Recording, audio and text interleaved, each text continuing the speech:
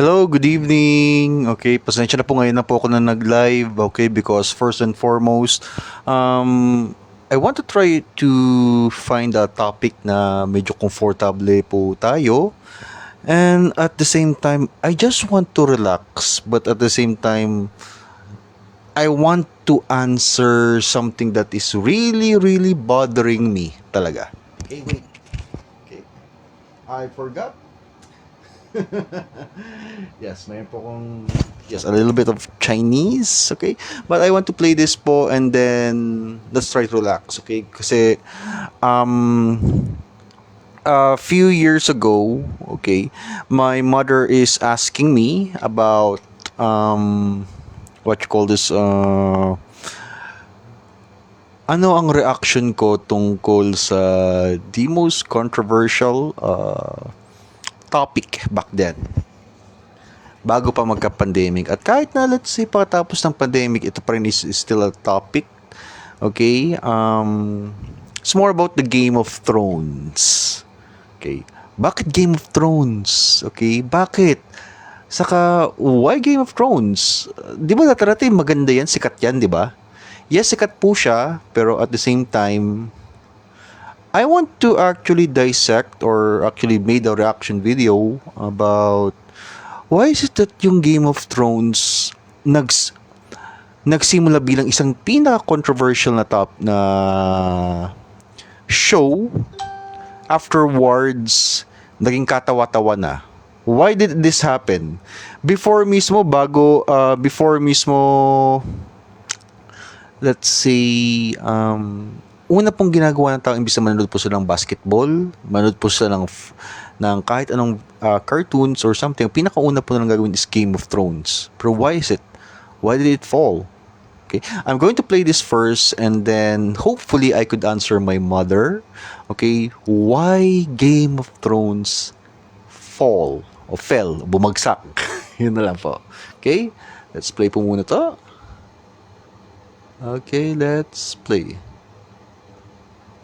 What happens when you have the biggest show of all time in your hands? Millions of dollars in your backyard? All the models and hookers you can ever have? And to be one of the most famous TV show writers of all time. And just 5 years later, you were some of the most laughed at people in all of Hollywood. Well, that's what happened to David Benioff and D.B. Weiss, the writers of the Game of Thrones TV show. Okay, sa mga nagtatanong po rito, sila po mismo is yung mga writers. At the same time, mostly sila po yung in charge po talaga sa Game of Thrones. Why it was very, very beautiful. While we are very, very much enchanted sa ganito. Okay, let's play po muna to. Okay?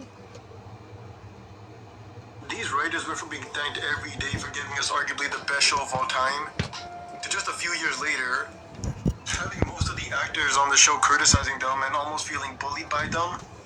And now they're both thrown out of the light of Hollywood for what they did to the Game of Thrones TV show. It's an amazing show. Will Kevin sign a petition? I will not only sign a petition, I will put my face on the front of the daggone pamphlet that y'all taking around. So many questions, man. Cersei ain't supposed to die like that.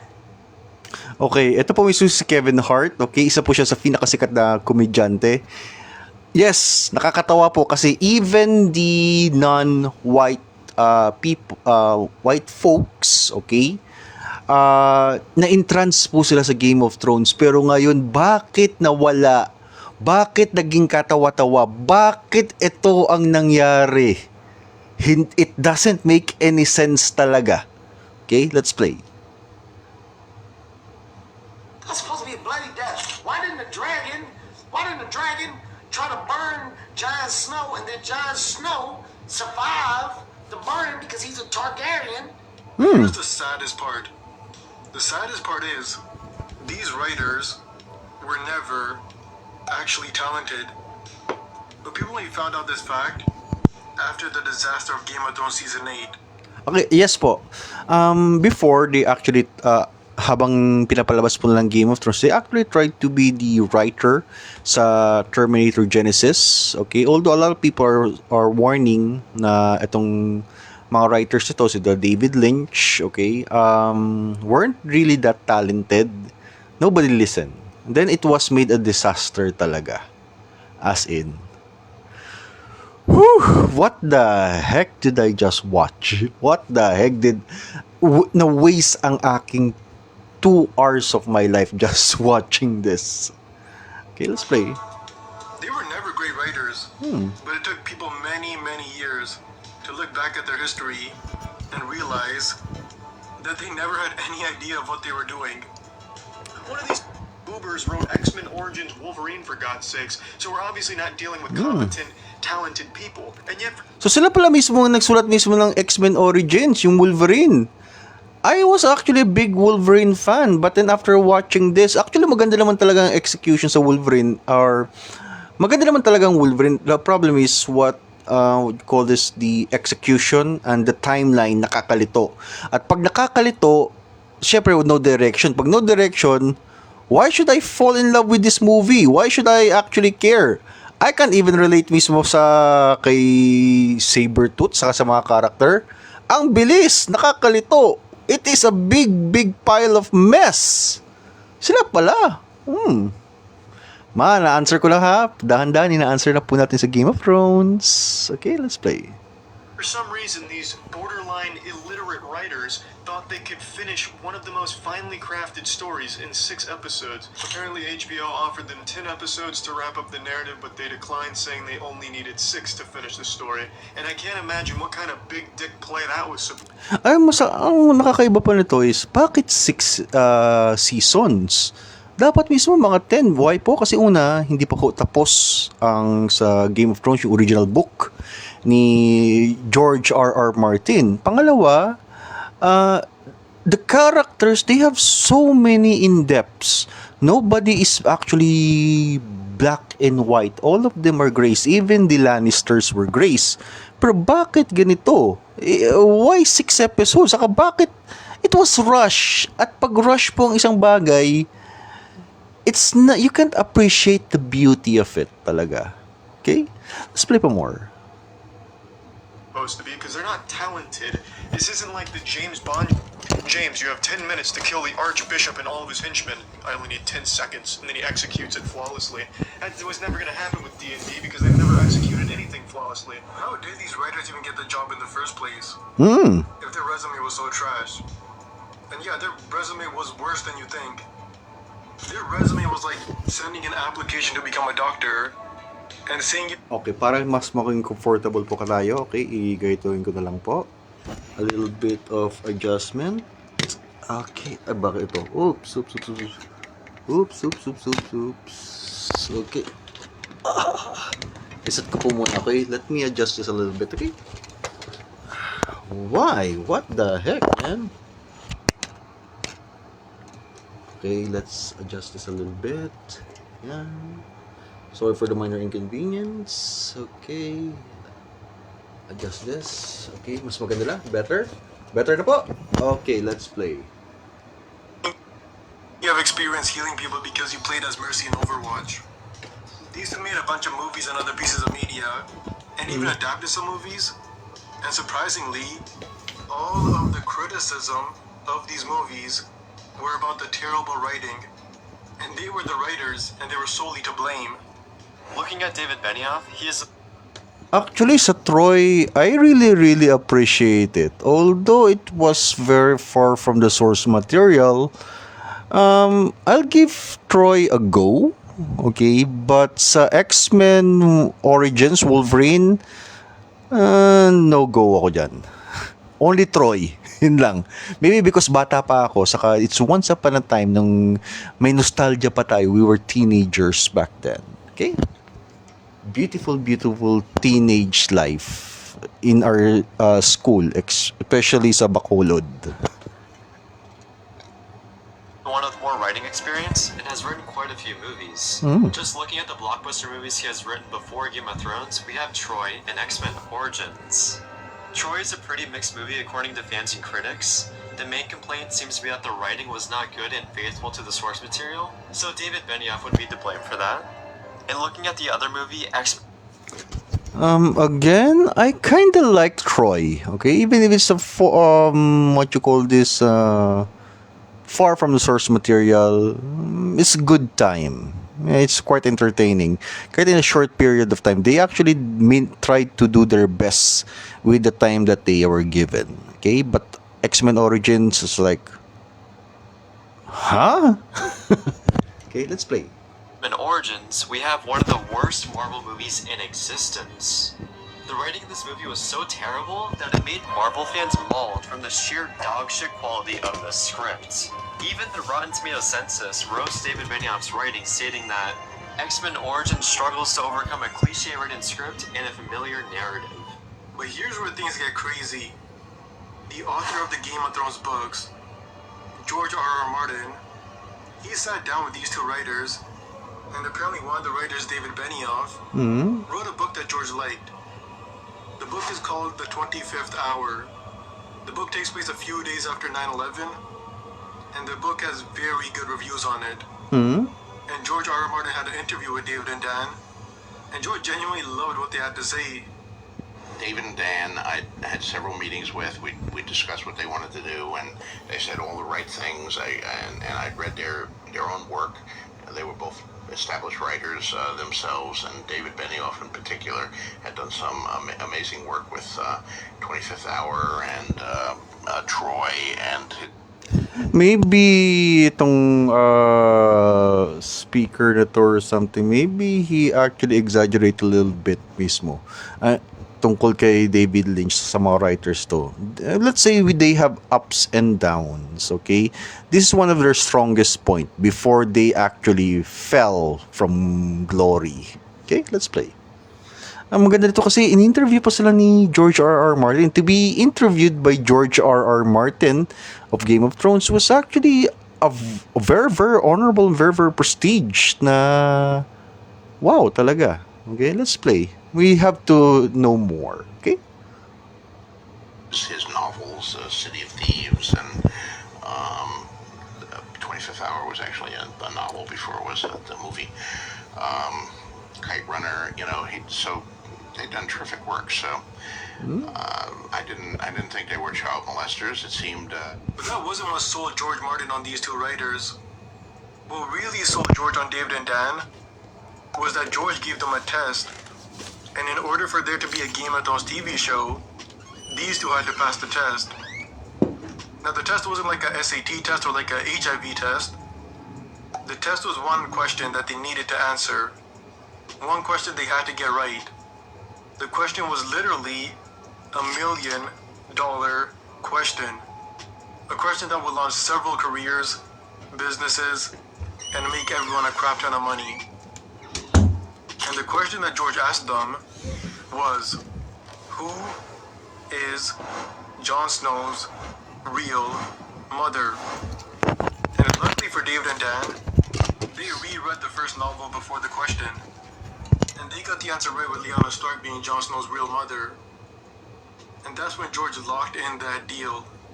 And George, Dahil lang pala mismo nakapas sila sa test ni George R.R. Martin kaya binigyan siya ng credit sa Go Signal. That's kinda wow, I guess. Before mismo the ups and downs, before actually they went far away from the source material. Okay? Let's flip on. Guys obviously hit it off. We took him out for lunch here in LA at the Palm, and we had a 4-hour lunch. And at the very end of lunch, he was sitting there kind of looking between the two of us, and he said, "Who is Jon Snow's mother?" oh, And it was a test question. Ah. And I'll always remember this. And George had a little bit of butter in his beer. And it was that feeling like if you mess this up, it's all going to go away. who fielded that question? We had weirdly, we had both talked about it because we'd read the book again by that point. And when you read it a second time, if you're paying attention, it's you can kind of tell who Jon Snow's mother is. I see. Yeah. So we had an answer that we thought was right. It turned out not to spoil it for anybody who hasn't seen it yet, but it turned out to be the right answer. I'm gonna be honest. I could just say that they're good at observation, but there's a difference between an author and a writer, okay? Sa mga movies, author is like in the books or something.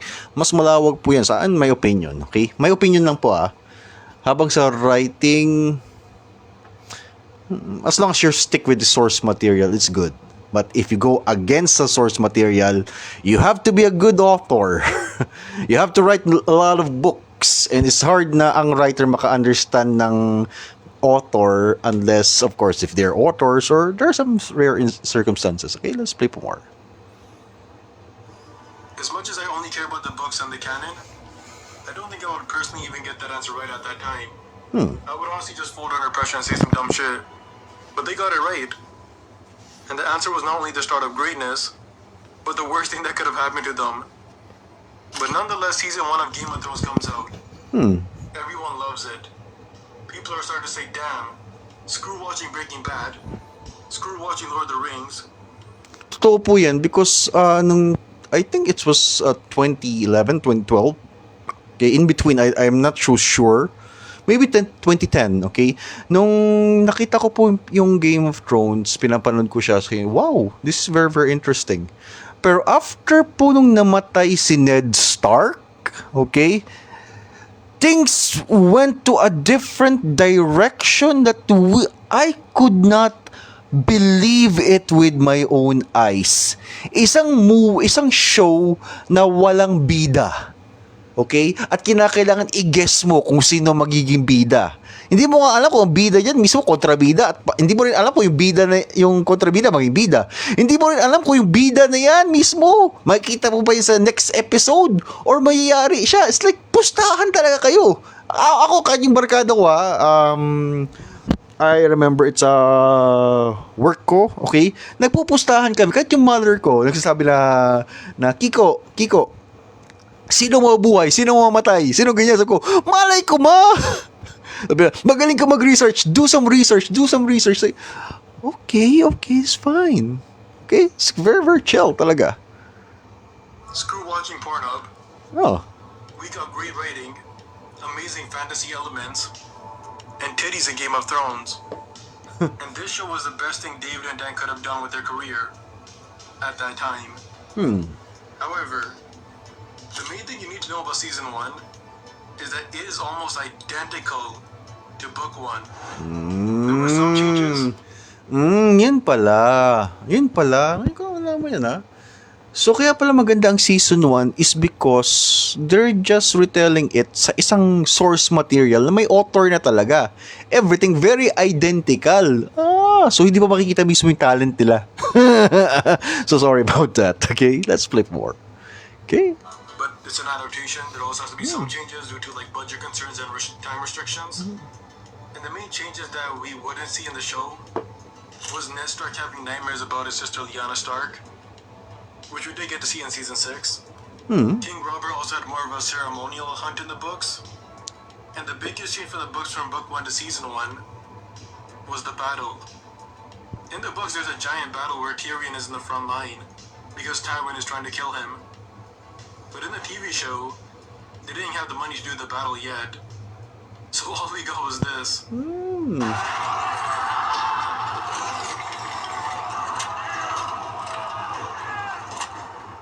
Then season 2 comes. Ay, okay pala. Kaya pala ganyan. It's because mismo habang pinapalabas yan, they're just trying to make a name. Kaya pala kahit pala yung The Mountain, iba yung actor. Okay? From season 1, ibang actor. Season 2, ibang actor. Season 4, iba rin yung actor. Actually, yung The Mountain, okay, sa Game of Thrones, yung season 1, okay, you'll be shocked.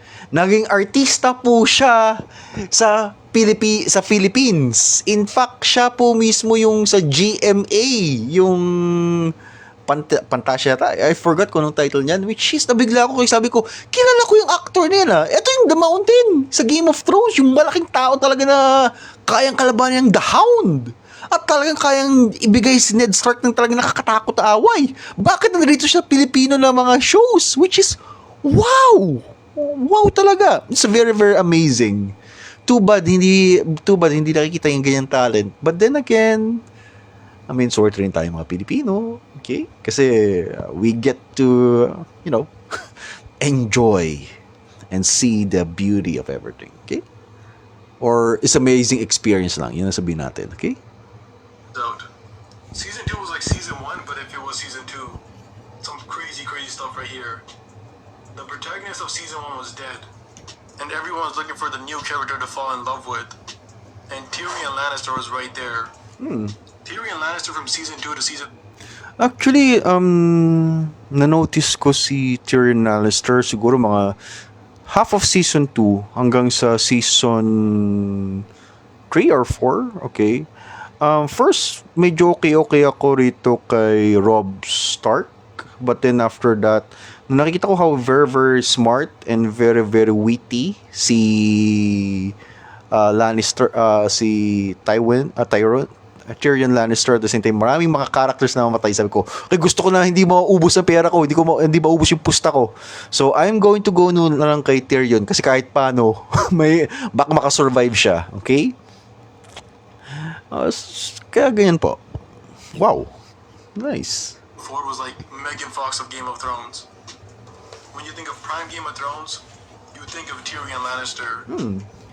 And season 2 not only had him, but it also had the most hateful villain arc of Theon Greyjoy, going beyond the wall with Jon Snow, and the Sansa Stark serving King's Landing. But here's where things get crazy, and it really makes you question things about David and Dan. In book 2, A Clash of Kings, the character Arya Stark has her expeditions, and she even interacts with Roose Bolton, which was cool. But here's the thing, in the books, Arya and Tywin don't have any of these scenes. All of these fantastic scenes with Arya and Tywin were all from the mind of David and Dan.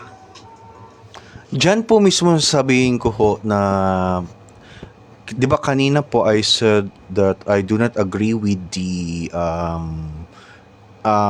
speaker nito or the video creator nito, content creator nito, is because every writers have their ups and downs. So ito masasabi natin si David Lynch or David yung author ng game, yung writer ng Game of Thrones, ito yung pinakalakasan nila. They went actually above, okay, sa original books because they actually understand the book, which is very, very good talaga. If you understand yung book, then you can actually improvise with the scene. That is why nagustuhan ko talaga ang dynamics between Tywin Lannister and Arya Stark. Very, very great move or good genius move ng writer. Okay, let's play pa more. Hello po, Karen San Gabriel. Kamusta ho? And the reason why they did this was simply because in the books, Tywin really isn't in book 2. So they can't just not pay the actor for like a full year. So they made the genius move of moving his story with Arya's. And some would argue that Arya's story in season 2 is better than a story in book 2. But the one big flaw of season 2, Totoo naman po kasi sa book 2 po, medyo limited pa ho yung mga information sa character introduction pa lang. Actually, I was shocked because sa season 1 saka sa season 2, medyo nakikita natin may dynamics tayo kay Daenerys Targaryen, okay? But sa original books, hindi pa. Shadow figure pa lang siya. So, let's say, wow! Wow! Okay, let's play pa more. was Daenerys. Her story wasn't bad, but in the books, she is hardly in book 2. So the writers See? had to fill in her gaps, and they basically made her play like hide and seek for like a year. Hmm. And they did cut out some of her content from the books from book 2. But overall, season 2 was still fantastic. And it's still one of the greatest season 2s of all time, possibly the greatest. It had so many amazing moments that I'm like, my eyes don't deserve to see this greatness. We've got brave men knocking at our door. Let's go kill them.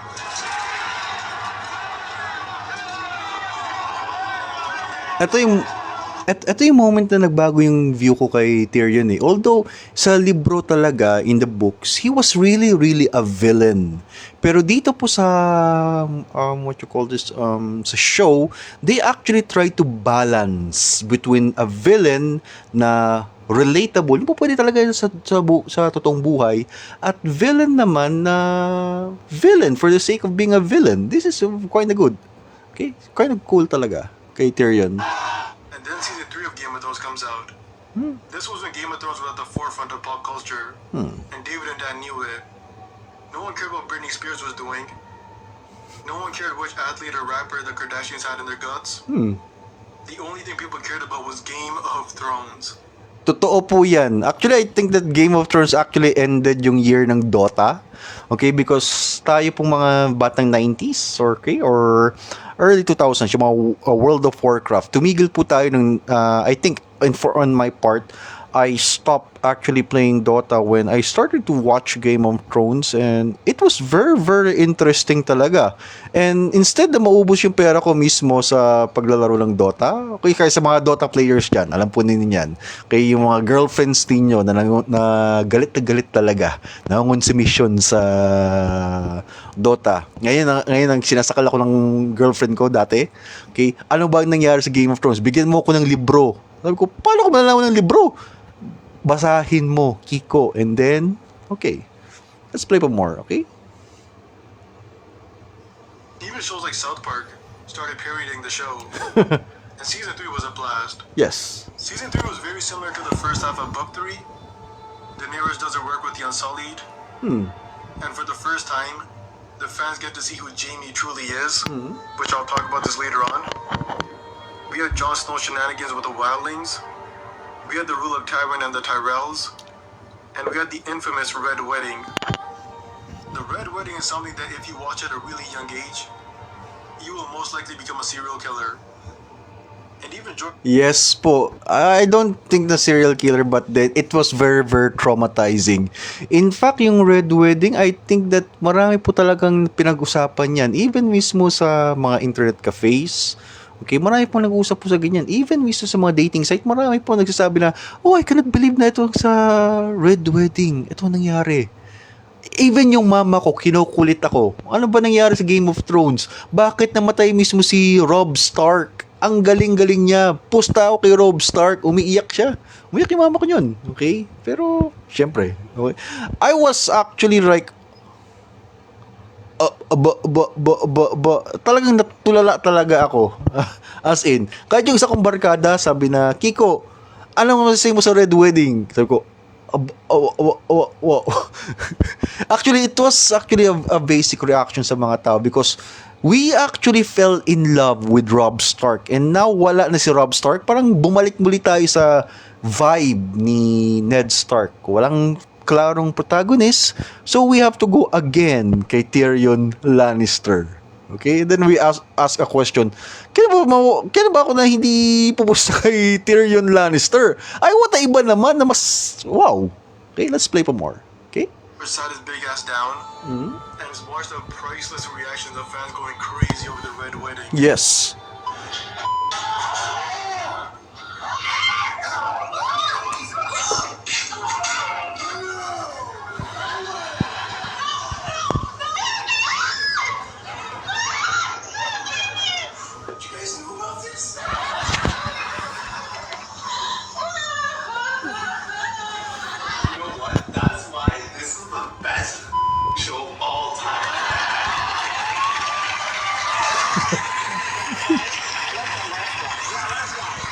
But here's where David and Dan would make their first big mistake with the diehard fans and make the diehard fans question their intentions. And that was with the Tyrion. We get to season 4, and Tyrion arguably has the best scene in television history. And the finale would come, and this was not what happened in the books. Now, full disclosure, both season 3 and season 4 of Game of Thrones is all of book 3. In book 3, Tyrion is basically at the start of his villain arc. He pressures Sansa to do the nasty with him, and there's some real P. Diddy level stuff. He brutally murders Shay in the books without any self-defense, and he loses his relationship with Jaime in a really, really dark way. But I'll talk about this. Totoo po yan, guys. Okay, sa mga iba pong nagbabasa po ng Game of Thrones, okay? For any readers talaga yan, die hard, okay? Everybody knows na si Tyrion Lannister, hindi po siya na umiyak talaga na nagkaroon ng remorse nung pinatay po niya si Shay. At the same time, sa mga nagsasabi na, oy, about kay Jaime Lannister, actually, there was no dynamics mismo. Actually, ang kay Tyrion, he was really, really twisted. A real villain talaga sa libro. Habang dito sa Game of Thrones, he was trying to be humanized. Pag alis nga niya mismo, nung namatay mismo si Tyrion, okay? Sinasabi na ay babalik ako. Which is, it doesn't really make sense. Aalis ka, tapos yan, magtatago ka as an exile. No, what's your motivation? Why are you even here? Okay? And it turns out na sa libro, okay, Tyrion was very, very evil or sadistic. In fact, may plano po siya na babalik po siya sa King's Landing. Magdadala po siya ng a bit of a army or something, at he wants everyone to burn. Kasama po mismo si Jaime Lannister at ang kanyang sister, Cersei Lannister. That is why dyan na po nag-iba. After season 4 ng Game of Thrones, okay, season 5, or I think things didn't make any sense na. Okay? We had a very, very good source material. Pero ang tanging lang sa libro, I think na nag-humanize kay Tyrion is may na-encounter siya na isang circus na babae na duwende or dwarf, nagsasuffer ng dwarfism. And although si Tyrion, wala siyang ilong, cut off yung ilong po niya, okay, he really, really is in a path of destroying everything. Suicide. Parang suicidal siya. Yung babae na to, she was actually giving him hope na what if you could actually run with me? Okay? Yung pong pinapakita nila na si, what you call this, yung spider or yung kasama nila na Varys, okay, si Varys, okay, he was not supposed to be there na talagang patakasin ka tapos yan kasama. No, it was supposed to be a dwarf na babae, habang si Varys has another issue. He has a score to settle. Alam mo sino yung kakalabanin niya ni Varys? Okay, si Littlefinger. It was revenge. They all have their motives, pero dito mismo si Varys walang motive. After season 4, like, huh? There has to be a showdown between Varys and Littlefinger on who is the better spy master, who is the better player in the shadows na papaikutin niyo po ang hari. At the same time, it doesn't make any sense na si Robb Stark or plus si Jon Snow gusto niya maging hari or he will fight for the throne. No. There are many more. Okay? In fact, another question po is, bakit... Okay, I'm going to play this po muna kasi maraming magtatanong sa akin. I might spoil some things. Okay? So, let's play po more. Okay? Later on. Either way, season 4, in my opinion, is the greatest season of television ever. Yes. Every episode is so close to being perfect. I agree. I don't think any season of television can ever come close to it. At least the ones I've watched. Season 4 may have took Tyrion's villain arc away, but it's something you can easily write around for season 5. And they did a great job with that in season 4 compared to the rest of the show. Again, I'm going to repeat, okay? Season 5 supposed to be Tyrion was the evil or the villain. He is not the anti-hero. He was supposed to be papalit kay Tyrion o Tywin Lannister as another big bad. Which is nagtataka ako, bakit hindi? Bakit hindi nangyari yan? Okay? But season 5 was when David and Dan would get very selfish and egotistical. Season 5 was when they started writing their own story. And the fans, the author, and even the actors had a real problem with it. The actor who plays Sir Barristan, Ian McElhenney, he had problems with the writers not following source material and killing his character. And David and Dan were so egotistical that they said because of the actor was constantly complaining about it, they said they wanted to kill him even more. Totoo po yan kasi bakit niyo po papatayin si Sir Varys? Okay, when Sir Varys was supposed to be there as an advisor and protector ni Targaryen, yung the Targaryen queen, yun lang sabihin natin, okay? Tyrion was not supposed to be the advisor ni the mother of dragons. She was supposed to be maglalaban niyang dalawang yan in a game of cat and mouse. It was never supposed to be na siya yung magiging advisor. It doesn't make any sense. Talaga. I'd read the books. So I had expectations for season 5, and as soon as I got the schedule, I thought, well, there's something up here, because I thought I'd be doing more weeks, and in fact, I was doing less than normal. So immediately, I mean, I thought, well, they must be writing me out. Yeah, but usually, people are quite gracious about it and everything. And then this year, for the first time, we got some pushback where the actor. Even yung actor mismo ng kay Jon Snow, tumingin siya, sabi na, ha? Bakit mismo papatayin mo mismo si something? Saka babaguhin yung source material. Kaya kami mismo nandito on your boat because we are also reading the books, and all of a sudden babaguhin mo ang buong story. So what's the direction? It will be hard sa amin because we are already built a character. We have to have a continuation. Kung sakaling babaguhin mong landas, ang direction mo mismo sa Game of Thrones, etong side, babaguhin mo ganito, and then the captain or the writers are writing another story na labas na po sa libro, that is a recipe of disaster. Except of course kung yung mga writers na yan are authors or they're following another books, that would be better. Pero this time, iba. And so, we are now in the path, o ito na po yung makikita po natin yung path na ang pagbagsak ng Game of Thrones from the most controversial movie or controversial show hanggang sa pinaka it's like a merry-go-round pero pabagsak na. We go up, then we go down. Okay, let's watch. Said, you sure about that? Yes, it is. Did you have words? Did you say anything to Well, I did ask and give an argument why I thought Barristan should stay. Oh. But at the end of the day, I mean, Dan and David, they worked out what they wanted to do. Yeah, so there was a long conversation, then we got a long letter explaining why this was a bad idea, which just made us want to kill that person that much more. So, If I'm honest, I was a bit dischuffed by that because I felt that I should have known. It wouldn't have made any difference, but I felt as a matter of just courtesy, I should have known beforehand. And this was the real fatal mistake. And season 5 itself was great compared to other TV shows, but compared to the first 4 seasons of Game of Thrones, it didn't hit at all. Jon Snow's storyline was the only one that made sense, and naturally moved instead of just being very plot convenient.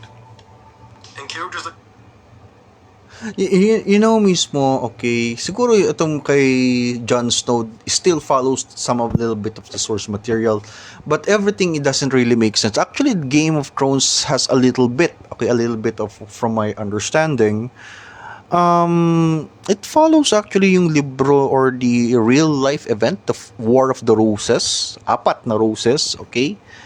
And supposed to be in the story, okay, original story, si Daenerys Targaryen, or supposed to be the White Rose, okay, supposed to be nanalo po siya, okay,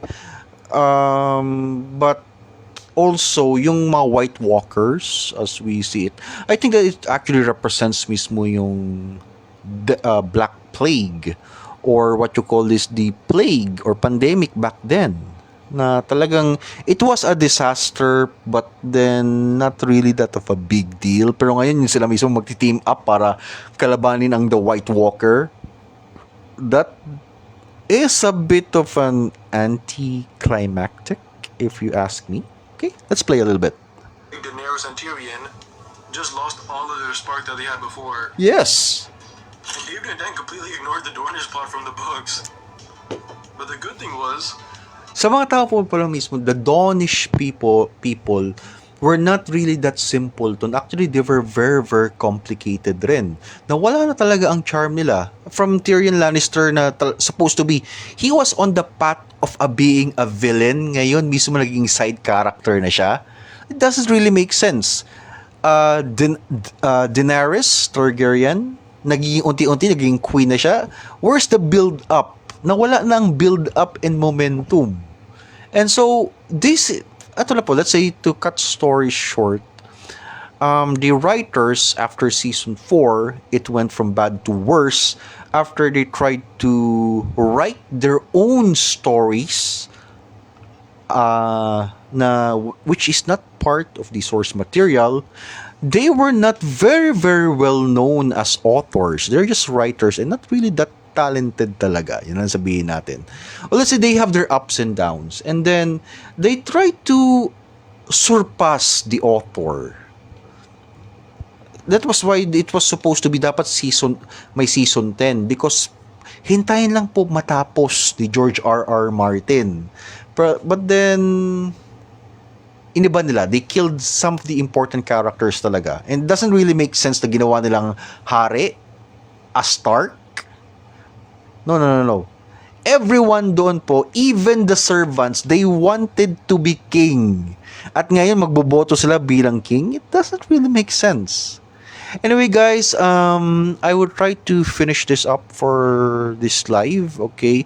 I hope that you have a good time sa live ko. Pasensya na po sa settings po because I really tried to do my best to do the materials that I had. But then, anyway, we had a good time. Yan na sabihin natin, okay? Anyway, take care because alam ko po, this is the bad or the sad part, the fall of Game of Thrones. Put this up, I don't want to see it. It's really, really sad talaga. Anyway, take care, guys. See you guys later, okay? I'll try to do some live maybe tomorrow or something, okay? Ibang topic, kayo po magbigay ng pangalan sa akin, okay? Take care.